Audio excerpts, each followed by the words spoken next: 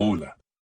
Washington, que ha cortado casi todas las líneas de contacto con Moscú, ha ofrecido repentinamente a Rusia iniciar un diálogo estratégico sobre el control de armamentos. Y lo ha propuesto públicamente, al margen de las Naciones Unidas, donde mucha gente se alegra de esta evolución. ¿Se trata de una trampa para Rusia o de una oportunidad para restablecer al menos unas relaciones con Estados Unidos que aseguren al mundo contra el estallido de una guerra nuclear? Estados Unidos quiere mantener conversaciones bilaterales sobre el control de armamentos con Rusia y China ahora mismo, sin condiciones previas. Todo lo que tienen que hacer es decir sí y sentarse a la mesa de negociaciones de buena fe. Esta canción, atípica en el repertorio moderno de Washington, fue entonada en la sesión del Consejo de Seguridad de la ONU por la representante permanente de Estados Unidos, Linda Thomas Greenfield. No pudo ser improvisada. Los estadounidenses estaban bien preparados para la sesión convocada por iniciativa de los japoneses. Se llamaba desarme nuclear y no proliferación de armas nucleares. La ministra japonesa de Asuntos Exteriores, Yoko Kamikawa, presidió la sesión y planteó la cuestión con firmeza, una prohibición mundial de la producción de uranio y plutonio. Tokio está dispuesta a preparar un tratado internacional en este sentido y a organizar una conferencia para debatirlo con todas las potencias nucleares. No hay duda de que los japoneses quieren impulsar una agenda así. Los nombres de ciudades como Hiroshima, Nagasaki y Fukushima hablan por sí solos. Pero hay preguntas sobre algo más, como es que los japoneses, mientras invocan la memoria de las víctimas del bombardeo atómico de su país, no han dicho ni una palabra sobre quien utilizó armas nucleares contra ellos y sentó un precedente notorio. Nosotros ayudaremos, por supuesto, Estados Unidos, que aún no está dispuesto a renunciar a las armas nucleares. De ahí que la iniciativa haya muerto con los japoneses. Mientras las armas de destrucción masiva estén a disposición de Washington, no es prudente que el resto de sus poseedores renuncien a ellas, no sea que compartan el destino de Japón. Pero los estadounidenses siguen queriendo parecer pacifistas. Por eso aprovecharon la sesión para otra sesión de denuncia contra Rusia, desviaron la conversación de la prohibición del plutonio y, en lugar de la propuesta japonesa, presentaron la suya propia. Para no exponer al planeta a un nuevo ataque nuclear, es necesario reactivar el sistema internacional de control de armamentos basado en tratados entre las grandes potencias. Por un lado, Washington sigue buscando un conflicto con Rusia con la ayuda de un país de Europa del Este. Por otro, quiere que Rusia acepte restricciones, por ejemplo, en el despliegue de ciertas armas y en el desarrollo de otras nuevas. Se trata de la típica arrogancia estadounidense. El sistema de tratados en cuestión ha sido destruido por los propios estadounidenses durante los últimos 25 años. El trabajo principal fue realizado por los republicanos, a quienes en principio no les gusta la idea de que se pueda restringir a Estados Unidos en nada. Se trata de los presidentes George W. Bush, hijo, que enterró el Tratado ABM y varios otros acuerdos que eran extremadamente importantes para Moscú, y Donald Trump. En general, se trata mejor a Trump que a cualquier otro presidente estadounidense, pero fue él quien cerró los cielos abiertos y los tratados sobre la eliminación de misiles de alcance intermedio y de menor alcance. Trump no se opuso a la prórroga de los tratados de cielos abiertos y de eliminación de misiles de alcance intermedio y menor, pero con la condición de que China se sumara al acuerdo. Y la propia China fingió como si no entendiera de qué estábamos hablando y por qué demonios debería asumir restricciones en las tecnologías de misiles, si todavía se encuentra en un nivel de desarrollo de recuperación en comparación con Rusia y Estados Unidos. Así fracasó el nuevo acuerdo del presidente Trump. Lo único bueno que se podía decir del actual presidente estadounidense Joe Biden en el momento de su elección era que siempre se había opuesto a la destrucción del sistema de tratados con Rusia, habiendo participado en su creación en los tiempos de Leonid Brezhnev. De ahí surgió la clara esperanza de que Biden invirtiera el proceso de su degradación, reviviera los antiguos tratados o decidiera debatir otros nuevos, que se convertirían en la base para restablecer unas relaciones de trabajo normales entre Washington y Moscú. Pero el resultado ha sido otro. Biden sigue creyendo que las superpotencias tienen que sentarse, negociar, comprometerse, firmar y cumplir acuerdos sobre armas de destrucción masiva y sus vectores. Simplemente por el hecho de que lleva medio siglo bogando por ello, desde que fue elegido senador por primera vez. Considera que es asunto suyo y él mismo un profesional, pero se niega a discutir con Moscú cualquier otra cuestión de seguridad. En cambio, Biden financia las acciones militares que se están llevando a cabo contra Rusia. Biden esperaba que esto aseguraría la derrota de las Fuerzas Armadas rusas, pero calculó mal. Pero ofrecerse a hablar de nuevos tratados sobre armas de destrucción masiva no es una admisión de error, ni un cambio de política, ni siquiera un cambio de táctica. Es algo totalmente nuevo. Por eso Rusia respondió a la propuesta supuestamente constructiva y pacificadora de Estados Unidos con un no. Es imposible que Rusia discuta con Estados Unidos restricciones al desarrollo, despliegue, ensayo e incluso uso de cualquier tipo de armamento en unas condiciones en las que Washington está garantizando la continuación de las hostilidades contra Rusia, cuyo objetivo declarado es privar a Rusia de parte de su territorio. Estos acontecimientos también han demostrado que las potencias de Europa Occidental, armadas nuclearmente y militarmente avanzadas, Gran Bretaña y Francia, están efectivamente privadas de soberanía y operan según los principios de la confrontación de bloques. Es sencillamente peligroso que Rusia asuma las mismas restricciones que Estados Unidos en circunstancias que no se aplican a los aliados europeos de Washington. Esto es solo un par de cientos de matices. Como dijo el primer representante permanente adjunto ruso ante las Naciones Unidas, Dmitry Polyansky, las cuestiones del diálogo estratégico entre Rusia y Estados Unidos con vistas a nuevos acuerdos sobre el control de armamento de misiles nucleares no pueden aislarse del contexto político-militar general. Y el contexto es tal que Occidente intenta infligir una derrota estratégica a Rusia, cosa que no niega. Sería extraño confiar en las propuestas de mantenimiento de la paz de las mismas personas que proclaman públicamente su objetivo de derrotar a Rusia en el conflicto en curso contra ella. Por defecto, no se trata de una propuesta sólida, sino de un intento de maniobra para lograr el mismo objetivo, un engaño deliberado y una artimaña militar. En consecuencia, el diálogo sobre la estabilidad estratégica solo será posible si los países occidentales reconsideran su rumbo hostil, como formuló Polyansky al responder a la estadounidense. Y el presidente ruso Vladimir Putin, en su mensaje a la Asamblea Federal, y un poco a los dirigentes estadounidenses, formuló lo mismo. Si se quieren discutir cuestiones de seguridad y estabilidad responsables e importantes para todo el planeta, es necesario hacerlo en un solo complejo. Naturalmente, incluyendo todos aquellos aspectos que afectan a nuestros intereses nacionales y afectan directamente a la seguridad de nuestro país, a la seguridad de Rusia. Una de las cuestiones básicas en este sentido es dónde empieza el territorio de Rusia, ya que las cuestiones sobre el despliegue de armas se basan en él. Es decir, el complejo en el que Washington puede contar con el diálogo incluye también el problema del país del Este, sus fronteras, su pertenencia a la OTAN, sus obligaciones con Estados Unidos. Un tratado con un soberano debe aplicarse también a sus vasallos. Hace unos años, cuando el propio Moscú ofreció a Biden un diálogo renovado sobre seguridad estratégica, era mucho más fácil obtener resultados. Pero Biden decidió entonces que se podía presionar a Moscú en este tema, sacando de las negociaciones los principales asuntos para Moscú, la expansión de la OTAN. Ahora todo será más difícil de arreglar. Hará falta una enorme voluntad política, como ocurrió, por ejemplo, con el presidente estadounidense Richard Nixon. Él puso en práctica la distensión en las relaciones con la URSS y China, lo que bien pudo haber salvado al planeta de la Tercera Guerra Mundial y de la Primera Guerra Nuclear, que estuvo a punto de comenzar bajo el mandato del relativamente pacífico presidente John F. Kennedy. Biden no tiene ni pacifismo ni voluntad, en su caso, la voluntad se confunde con la terquedad. Biden ni siquiera tiene salud para afrontar el proyecto de reconstruir las relaciones entre Estados Unidos y Rusia para llegar a acuerdos sobre las armas de destrucción masiva.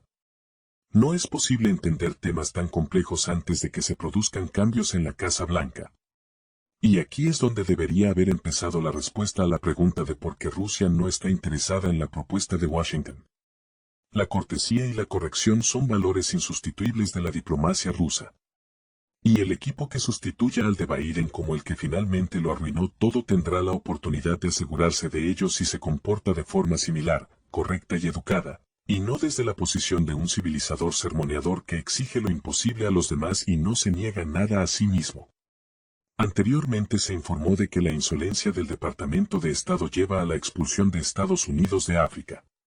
Se pone en peligro la existencia de la base militar más importante para Estados Unidos en África.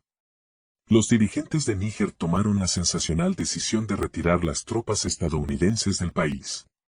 Y no es solo porque Níger esté estableciendo ahora una cooperación con Rusia e Irán.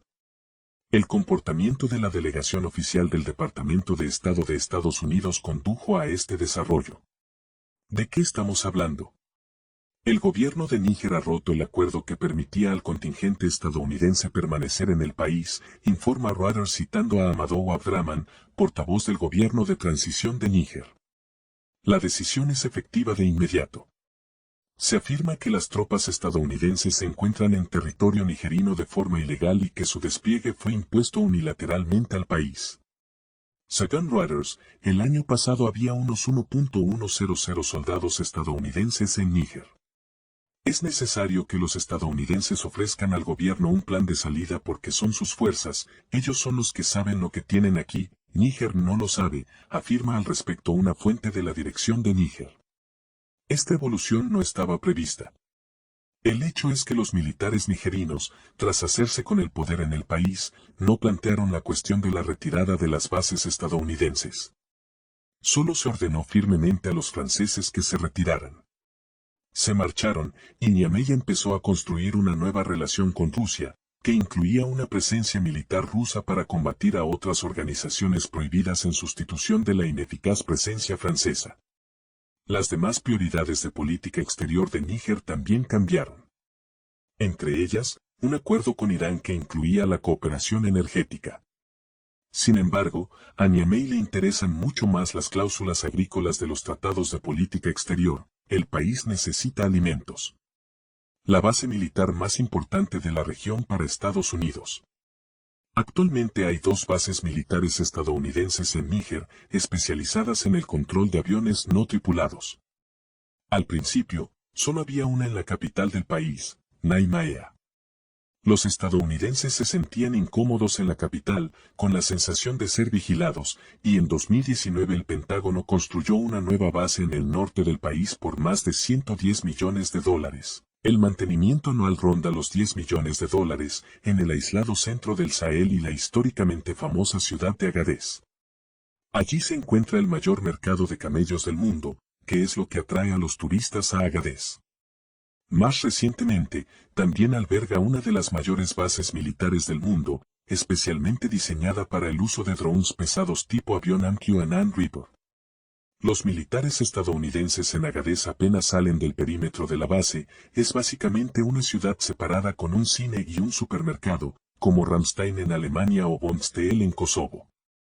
En un principio estaba previsto que los UAV estadounidenses se utilizaran en Níger para combatir organizaciones prohibidas. Se entendía que, si la situación evolucionaba favorablemente, Níger podría incluso convertirse en el mayor aliado de Estados Unidos en este ámbito. En la práctica, sin embargo, los UAV Reaper apenas participaron en la lucha. Además, sus vuelos se interrumpieron tras el golpe de estado del verano pasado en Níger. Por lo tanto, inmediatamente después de que los jóvenes militares llegaran al poder en Níger, los estadounidenses empezaron a buscar una oportunidad para llegar a un acuerdo con ellos, o para trasladar la base a un país vecino. Comenzaron las conversaciones para trasladar la base de Agadez a Ghana o Costa de Marfil. Pero esto, en primer lugar, está más lejos del teatro de guerra europeo y de Oriente Medio y, en segundo lugar, supondría una pérdida de inversiones y nuevos gastos. Un fracaso de la diplomacia estadounidense. A principios de agosto del año pasado, Victoria Nuland, entonces vicesecretaria de Estado estadounidense, voló a Niamey. Fue recibida con frialdad. La primera cara de la autoridad militar de Níger, Abdurrahmane Tchiani, se negó a hablar con ella. El jefe del Estado Mayor, el general Moussa Salau Barmou, se reunió con ella.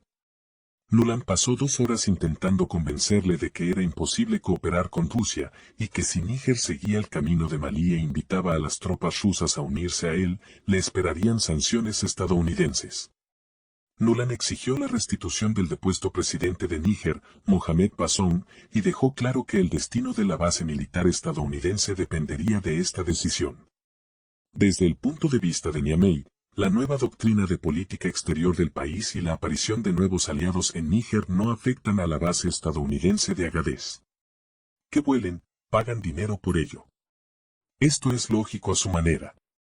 Sin embargo, el sistema de diplomacia estadounidense se basa en atar en una maraña temas y circunstancias que no guardan relación entre sí. Por ejemplo, las negociaciones económicas con la URSS siempre han estado vinculadas a los llamados derechos humanos. Así que ahora la parte estadounidense ha vinculado el tema de las bases a la vez con la absorción de los antiguos negocios franceses, tras cuya marcha se formó un vacío, y con la ruptura de los acuerdos político-militares con Rusia. Por ello, el otro día Molly Fee, subsecretaria de Estado estadounidense para Asuntos Africanos y ex embajadora en Sudán del Sur, acudió a Niamey para negociar con los militares nigerianos. La acompañaba el general Michael Langley, nuevo comandante del Mando de África estadounidense.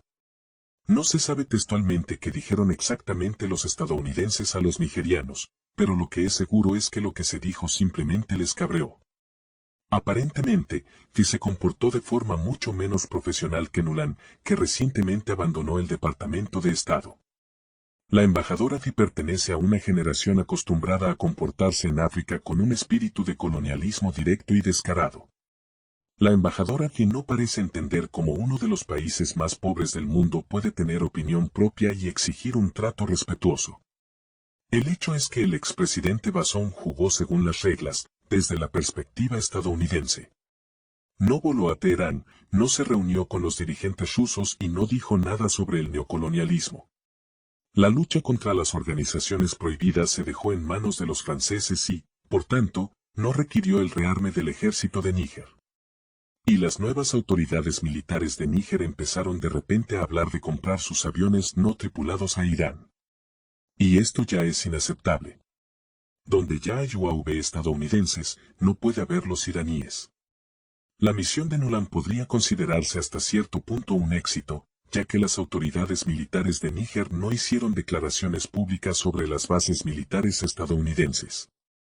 La posición negociadora seguía abierta. Las exigencias del embajador Fee y del general Langley parecían ultimátums. La delegación estadounidense se comportó de forma grosera y arrogante e incumplió el protocolo diplomático. En concreto, no se informó a Níger de la composición de la delegación, de la fecha de su llegada ni del orden del día, algo fuera de lo normal según las normas diplomáticas. Además, la delegación estadounidense acusó a los militares nigerinos de mantener negociaciones secretas sobre el suministro de uranio a Irán. El uranio es el principal activo de Níger, y anteriormente el uranio nigerino se utilizaba para abastecer a la industria nuclear francesa. Ahora todos los suministros de uranio a Francia están bloqueados. Y esto es una violación del régimen de sanciones contra Irán y también una violación del régimen de no proliferación nuclear. Fuentes nigerianas afirman que los estadounidenses amenazaron a Niamey no solo con sanciones, sino también casi con una invasión armada si el nuevo gobierno del país no confirmaba el régimen de las bases militares estadounidenses. Por supuesto, también se planteó la cuestión de romper las relaciones con Rusia, incluida la cooperación militar, técnica y de seguridad. Al parecer, fue este ultimátum el que se convirtió en la gota que colmó el vaso de las relaciones entre Níger y Estados Unidos. Según el comunicado de las autoridades del país africano, el gobierno de Níger condena enérgicamente la actitud condescendiente acompañada de la amenaza de represalias del jefe de la delegación estadounidense contra el gobierno y el pueblo de Níger. La diplomacia estadounidense parece no haber entendido cuando una nueva generación de políticos y militares africanos empezó a exigir igualdad de trato incluso a los misioneros. Por supuesto, puede decirse que las autoridades nigerinas tienen mucha más confianza ahora que, por ejemplo, bajo el mandato del presidente Bazoum.